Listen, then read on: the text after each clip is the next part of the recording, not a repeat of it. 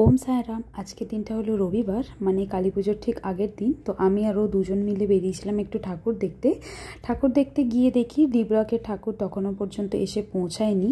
তো তাই ভাবলাম যখন বেরিয়েছি তাহলে বাকি ঠাকুরগুলোও দেখে আসি। তো তাই চলে গেছিলাম হাঁটতে হাঁটতে এ ব্লকের কালী পুজো দুটো বেশ বড় হয়। এটা হলো এ ব্লকের একটা পুজো। এখানে থিমটা হয়েছিল কেদারনাথের। আর এখানে ছোট্ট করে একটা মেলাও বসেছিল, ওই ছোটোখাটোই আর কি, কুর্তি, শাড়ি, জুয়েলারি, ব্যাগস এইসবের মেলা একটা ছোট্ট বসেছিল। আর যেহেতু আমার শরীরটা প্রচণ্ড খারাপ ছিল, যার কারণে আমি এই বছর কালী পুজোতে বাড়ি যেতে পারিনি, আমাকে কলকাতাতেই কাটাতে হয়েছিল। মানে এই বছর প্রথম যে আমি কি বলবো, মানে ফ্যামিলি ছাড়া আমি কালী পুজোটা কাটালাম। আর সত্যি কথা বলতে এই পুজো পার্বণের দিনগুলো ফ্যামিলি ছাড়া কাটানো খুবই কষ্টের।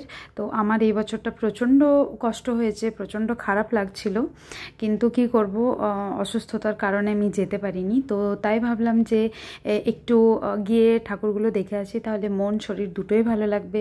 শরীর ঠিক না থাকার কারণে অনেক দিন বাইরেও বেরোনো হয়নি, তো তাই দুটো কাজে একসঙ্গে হয়ে গেল, ঠাকুর দেখা হয়ে গেল আর একটু ঘোরাও হয়ে গেল। চলুন এবার এ ব্লকের আরেকটা যেটা পুজো মণ্ডপ আপনাদেরকে সেখানে নিয়ে যাই। তো এটা হলো এ ব্লকের আরেকটা পুজো মণ্ডপ। ওটা ছিল পুলিশ আবাসনের, আর হচ্ছে স্পোর্ট অ্যাসোসিয়েশন। দুটো পুজো মণ্ডপই বলুন বা প্রতিমা বলুন, দুটোই খুব সুন্দর, কিন্তু আমার এই স্পোর্টিং অ্যাসোসিয়েশনেরটাই বেশি সুন্দর লেগেছে। এই দুটো পুজো মণ্ডপ ছাড়াও আরও কিছু কিছু পুজো হয়েছে, তো যেগুলো আজকে আর দেখা সম্ভব নয়, অন্য কোনো একদিন বেরোবো। আর এদিকে চলছিল হচ্ছে প্রোগ্রাম, এখানে একটা মেলাও বসেছিল। এই মেলাটা বেশ বড় বসেছিল, তো টুকটাক এক দুটো জিনিস কিনেছি, সেইগুলোর আর আলাদা করে কোনো ভিডিও করা হয়নি।